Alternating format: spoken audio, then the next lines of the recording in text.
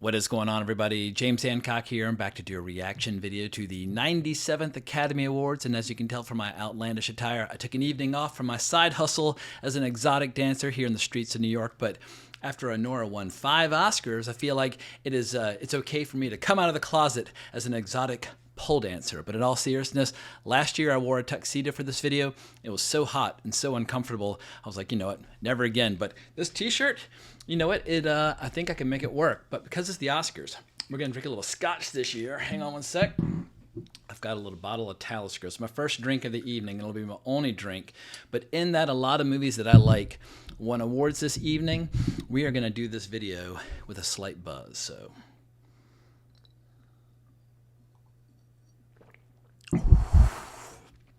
Wow.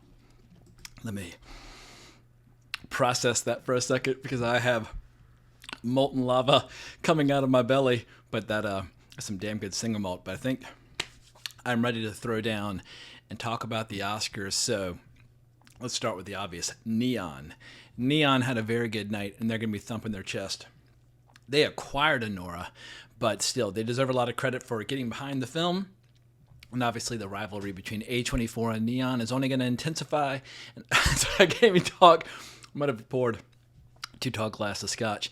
But as I said before on this channel, the rivalry between A24 and Neon is the most exciting thing happening in international film right now. And this will only intensify the rivalry. I imagine Neon will do some serious fundraising, and the battle will continue, and independent film will continue to live on.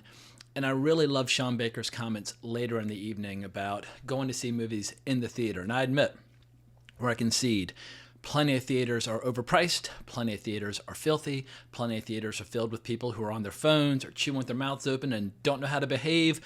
But when you see a great movie with a packed house and everybody's on their best behavior, the emotions of the film intensify. So yeah, Sean Baker, he obviously was the major winner of the evening. In any case, let's just dive right in, because I feel like talking shit about the Academy Awards as well as celebrating the Academy Awards is a lot of fun. I've been angry at the Academy Awards as long as I can remember. Back in the early mid-90s when Forrest Gump won 7 Oscars and Pulp Fiction won 1 on that evening, I was pissed. Or when Titanic won 11 Academy Awards and LA Confidential only won 2.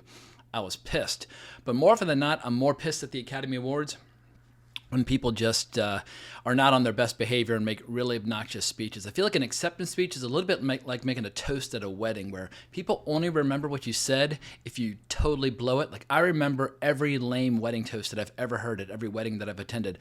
I don't remember any of the good speeches, but before they fade from memory, I'll say that Mikey Madison and Sean Baker, they absolutely stuck the landing. They delivered their acceptance speeches with class and dignity and taste.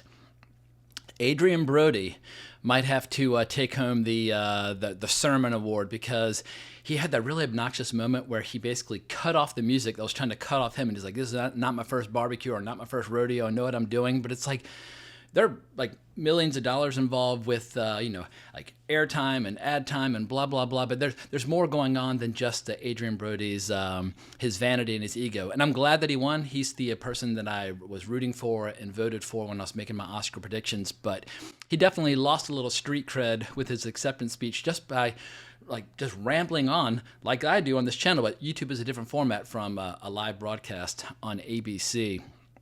But the good news is he wasn't quite as obnoxious as Joaquin Phoenix was when he accepted his Oscar for Joker, where he gave us this long lecture about not drinking milk. I was like, dude, I will drink whatever the fuck I want to drink. Like, take your lecture about milk and go fuck yourself. So Adrian Brody, not the worst, but definitely not the best of the evening. Yeah, Sean Baker, holy crap. He won for Best Editor, Best Original Screenplay, Best Director, Best Picture, and obviously Mikey Madison won for Best Actress. And one of my favorite moments of the evening is when Sean Baker looked at Quentin Tarantino and said, "Look, I discovered Mikey Madison through watching Once Upon a Time in Hollywood," and I just thought that was so cool.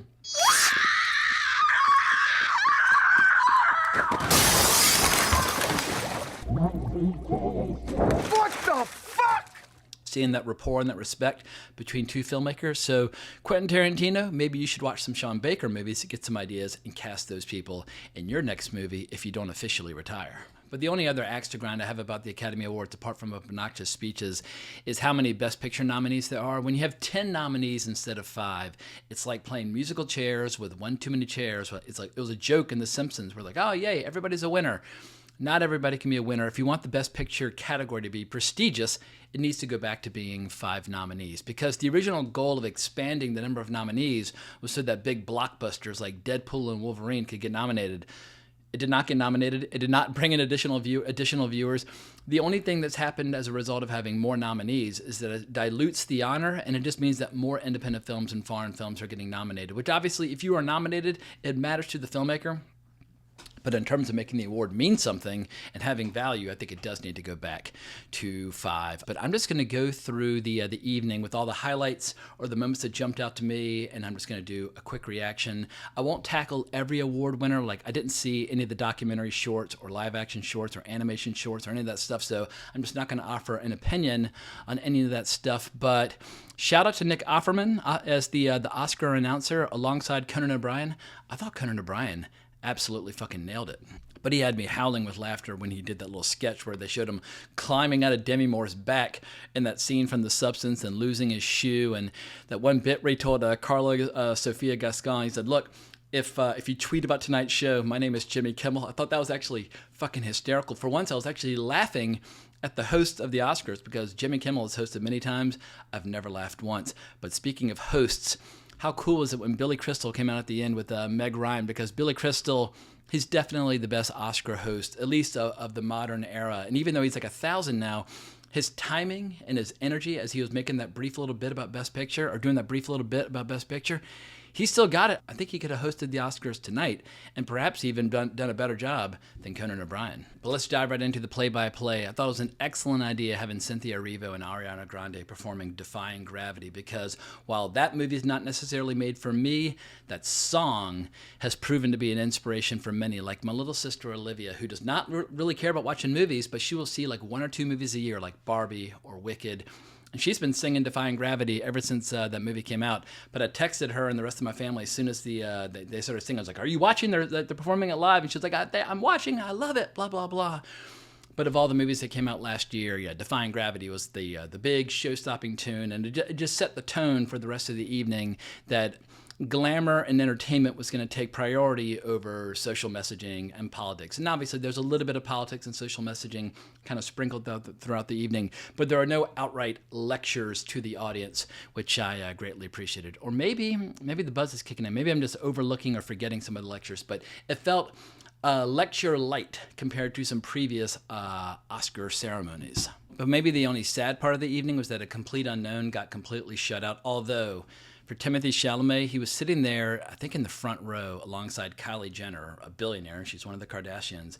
And Timothée Chalamet was the star of not 1 but 2 of the major awards contenders this evening, with A Complete Unknown and Dune Part 2. So something tells me Timothée Chalamet's career will survive not winning this evening. But as I was looking at him, I was like, dude, you're 29 years old, dating a billionaire and starring in multiple Best Picture contenders. Life is good for Timothée Chalamet right now. But let's just dive right into the first Oscar. And they were whipping out the big guns throughout the entire evening. But Robert Downey Jr., who won last year for Oppenheimer, he came out and presented to Kieran Culkin. I had predicted Jeremy Strong from The Apprentice. I never even saw A Real Pain because Kieran Culkin's performance was too eerily reminiscent of his amazing work in Succession. And it's a weird thing where I like his work in Succession too much to watch other movies or shows with him unless they're Succession. I know the logic doesn't make sense. In any event, shout out to Kieran Culkin, who apparently is now owed another child because his wife said, I'll only give you another kid if you ever win an Oscar. So it's business time in the Kieran Culkin household this evening. And then Best Animated Movie went to Flow, which came from Latvia. And I'm just thrilled that it wasn't yet another Pixar or DreamWorks or Illuminate, like all the big animation studios in Hollywood, which basically make interchangeable, bland, family-friendly, kid-friendly animation. I don't watch any of those movies, so I probably foolishly overlooked Flow, thinking that it was going to be yet another one of those movies, but a quick glance at the trailer has convinced me otherwise. And then Wicked won for Best Costumes. You're green. I am.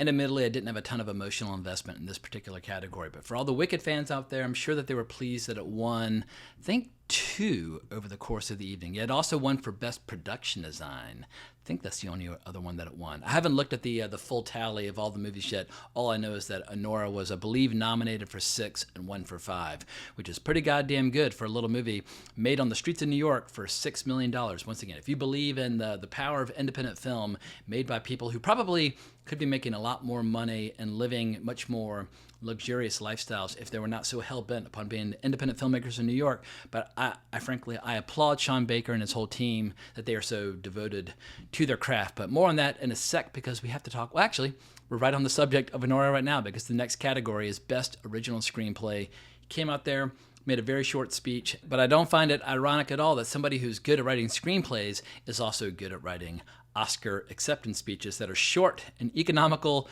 and to the point. So yet another reason to love the great Sean Baker. But for Best Adapted Screenplay, we have Peter Strawn, who also previously had adapted Tinker Tailor Soldier Spy, which I have right here. Damn good book. The TV show from the late 70s is better than the movie.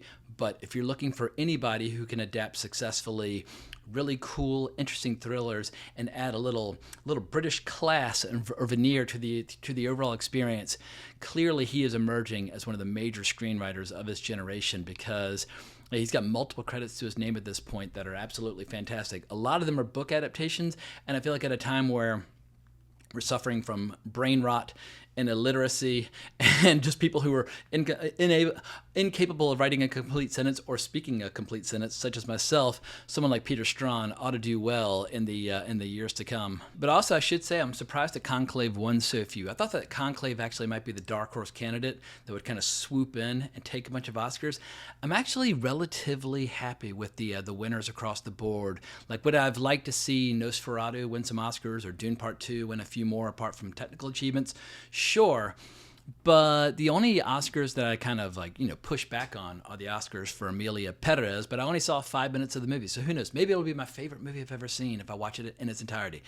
I doubt it, but across the board, there were no movies where I was like, fuck you, whereas back in the 1990s when I was more angry, when Forrest Gump beat Pulp Fiction and when Titanic beat LA Confidential, let's just say that some profane language was uttered on my part. But next up, we have The Substance winning for makeup and hairstyling, and that's an absolute no-brainer. The makeup in that movie was absolutely outrageous. It was a great love song to practical effects and so on and so forth. And I'm just amazed that a movie that is as hardcore and graphic and violent and overtly sexual as The Substance was up for any Oscars, much less winning a few. So I'm a little sad on Demi Moore's behalf, who in her 60s, this was probably her one big chance to win Best Actress, but she made so much goddamn money back in the late 80s and early 1990s.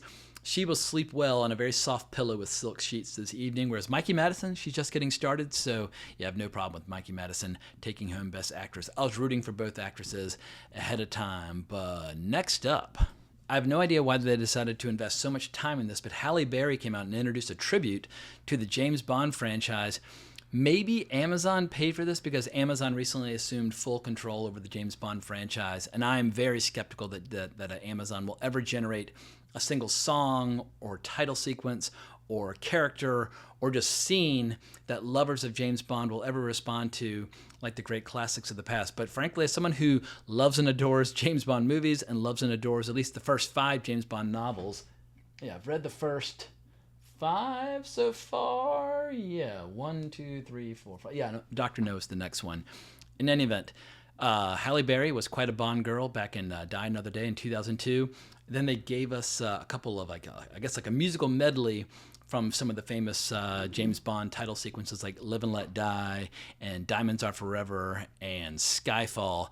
My only criticism is that the girl singing the Diamonds Are Forever song was no Shirley Bassey. And admittedly, there's only one Shirley Bassey, but the person singing Diamonds Are Forever, it almost sounded like she had never heard the song prior to tonight. Like, listen to Shirley Bassey sing that song and do your best to at least, try to approach the grandeur of her singing.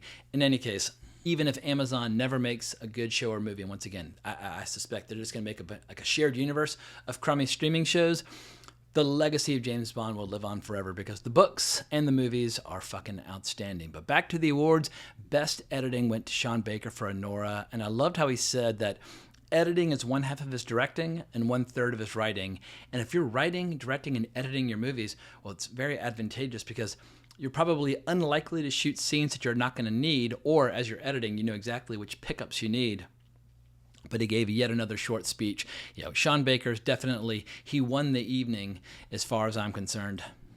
And then we finally got to the point of the evening where we entered the most contentious or competitive category, Best Supporting Actress, where we had Monica Barbaro for A Complete Unknown, Ariana Grande for Wicked, Felicity Jones for The Brutalist, Isabella Rossellini for Conclave, and Zoe Saldana for Amelia Perez. Zoe Saldana won. I guess I'm happy for her because, I mean, while I have no interest in the movie, I don't hate the fact that she won, and I'm just relieved that she did not pull a repeat of her Golden Globes acceptance speech, which was a doozy. Here's, I guess, a question. If you wanted to do a side-by-side comparison between Zoe Saldana at the Golden Globes versus Adrian Brody at the Academy Awards, who was more annoying? I don't know. I'll leave it to all of you to decide, but I guess for everybody who loved and adored Amelia Perez, at least Zoe Saldana went home with a statue. But next up was Wicked, winning for production design. I would have preferred any of the other movies to win over Wicked, like Nosferatu, Dune Part 2, Conclave, and Brutalist. I would have preferred all the others, but I don't really have an axe to grind with Wicked. I enjoyed Wicked. I gave it a positive review. I gave it a positive review mostly due to Ariana Grande because she's just fucking hysterical in it, but I'm not going to begrudge Wicked for taking home a second statue. But next up on the to-do list, Mick Jagger came out and presented for Best Original Song, which turned out to be El Mal from Amelia Perez. I don't know if that was the song that made me turn off the movie or not, but congrats to whoever wrote it. The person who accepted the award almost won the most annoying speech of the evening award when she started singing at the end of her acceptance speech, but she was saved by Adrian Brody, who made a much more annoying speech later on in the evening. And then Best Documentary Feature was won by No Other Land. I've not seen No Other Land. It was made by both Israelis and Palestinians working together, and I guess I have no idea what the messaging of the movie might be, but it's hard to object to anybody who is arguing for peace and harmony, etc., and so forth. But once again, I've not seen the movie, so I can't speak to its merits. Best Sound. Dune Part 2 finally got on the scoreboard, as well as for Best Visual Effects. So even though Dune Part 2 probably deserved to get a little bit more Oscar love, there are only but so many awards to go around. And the fact that Dune Part 2 at least can boast the claim, we won 2 Academy Awards, that'll definitely help, get people more excited, or potentially more excited for Dune Messiah. The audience for Dune, I don't even know if they really care about Academy Awards or not, but Hollywood definitely cares. Warner Brothers definitely cares. So high five to Denis Villeneuve and his amazingly talented team, because obviously when it comes to technical achievements, he has surrounded himself with the best in the biz. And then we got to a very sad part of the evening where Morgan Freeman came out and paid tribute to Gene Hackman.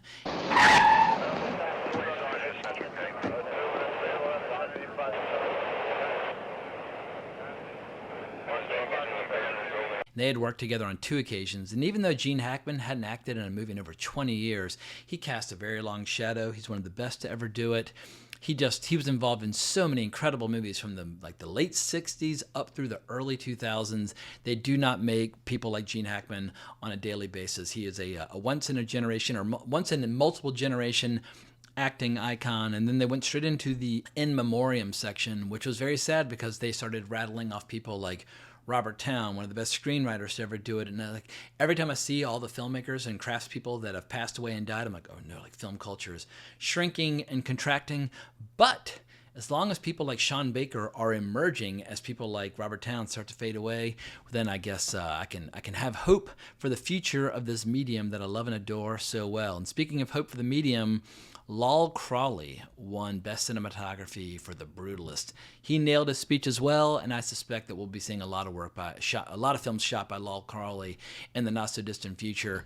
Judging by his work on The Brutalist, I mean, I'll never say that he's the next this, that, or the other thing, because he's his own beast, but I think the sky's the limit in terms of his talent and his potential.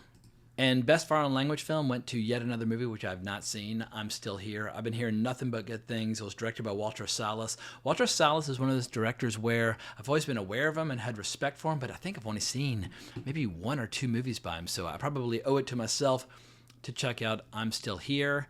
Best original score, my doppelganger, my twin brother, my lookalike, Daniel Bloomberg won for The Brutalist.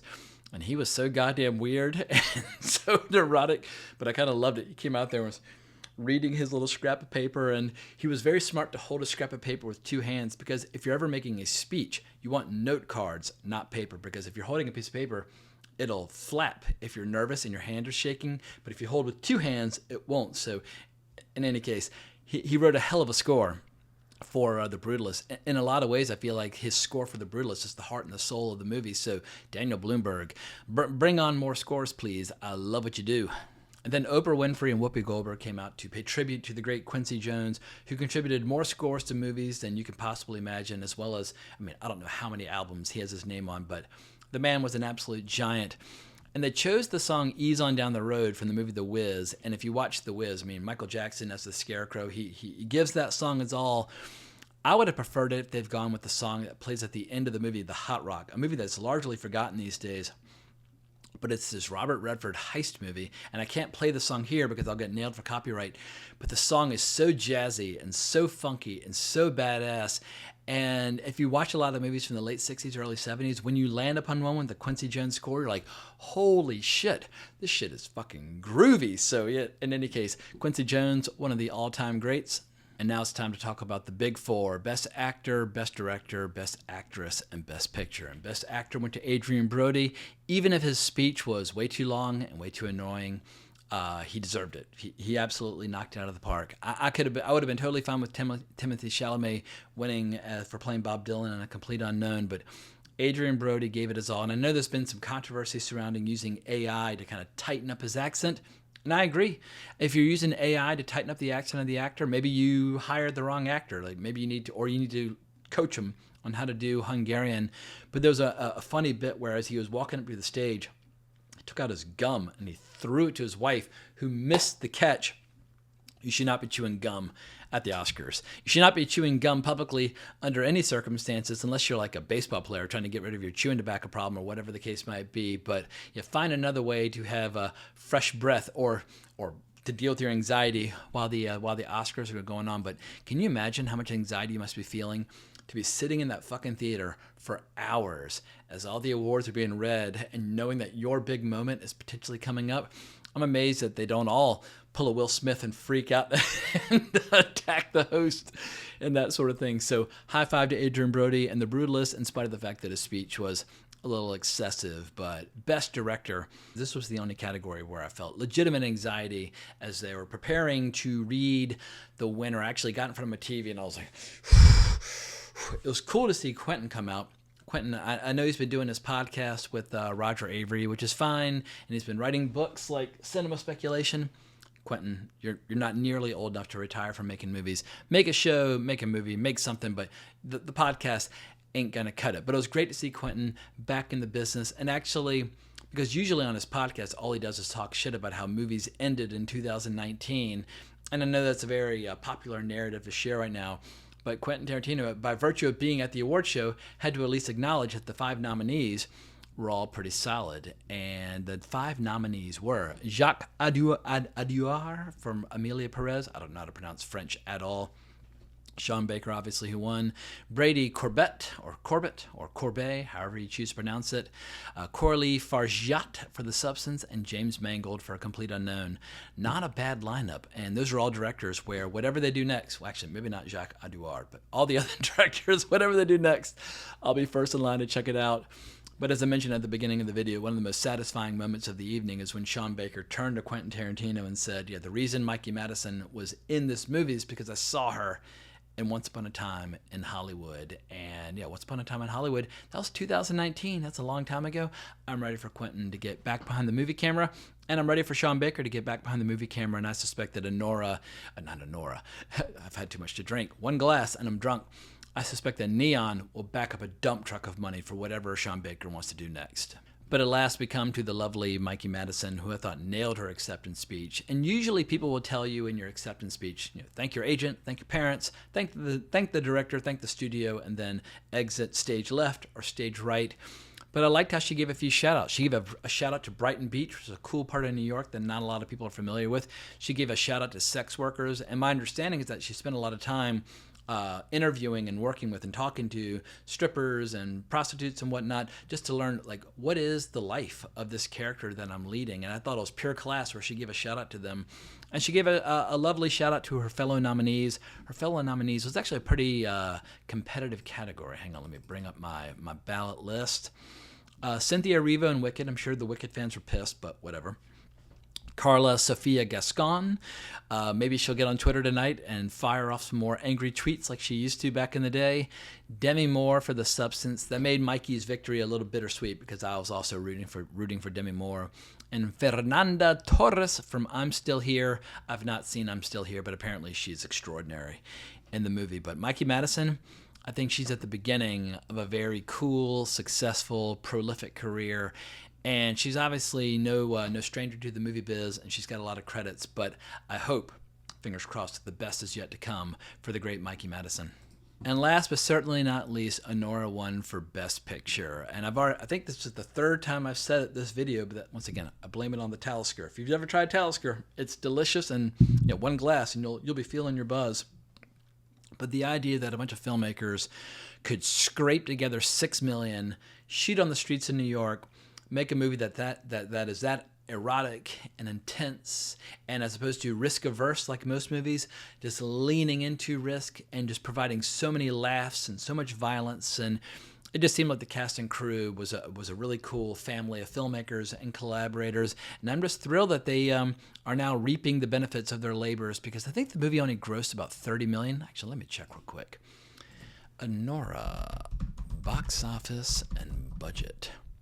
I think it made about $30 million worldwide. Actually, $41 million worldwide on a $6 million budget. That is nothing to sneeze at. As most people know, you basically need to gross at least twice what your original budget is, depending upon how much marketing you're spending in order to get into the black. I suspect that Neon spent at least another $6 million on marketing, but that's a profitable movie. But if you make a profitable movie that also wins 5 fucking Oscars, like, the next 2 or 3 years are going to be really, really good for Sean Baker. I've said it before, but I feel like his entire career has been leading up to this moment, because he's had some good movies like Red Rocket and Florida Project and Tangerine. What was the one about porn stars? Hang on, I'm blanking. IMDb, Sean Baker. Then he's obviously got his early days working on Greg the Bunny. Hang on, I just want to give the final shout out to Starlet, which is also worth a look. If you like the way he handles sex workers in Tangerine, Red Rocket, and Anora, you also need to see Starlet, which came out in 2012. But whatever the hell Sean Baker does next, pressure's on, baby, because it's great to make a successful movie. It's great to make an award-winning movie, but then people expect you to do it again. So right now, he's probably enjoying a few glasses of champagne with his coworkers and his collaborators, and then tomorrow he's like, shit, now I gotta try to surpass what I've already achieved. And let's hope, I'd like to see him working with budgets that are like, 30, 40, 50 million, and really try to make like a big, prestigious, crowd-pleasing and award-winning movie all at once. We'll see what he and Neon decide to do. However, I think that's all I've got to say. It's pretty late at night, and I still need to edit this thing together and throw in a few clips before I post it on YouTube. So I'm going to wrap this sucker up before I come across like Adrian Brody. But I hope you enjoyed the show as much as I did. Not the best Oscars that I've ever seen, but pretty good, and a lot of good movies, won a lot of statues. So that's a victory in my book. But let me know what you think down in the comments below. And if you like this video, please consider liking the video, subscribing to the channel, hitting the notification bell. And if you ever find yourself in New York at a male strip club and want to throw me a few tips as I'm twirling around the what do you call it? The pole, the stripper pole, I would appreciate any and all tips that might be coming my way. But hope y'all enjoyed this video. But more importantly, as always, onwards and upwards.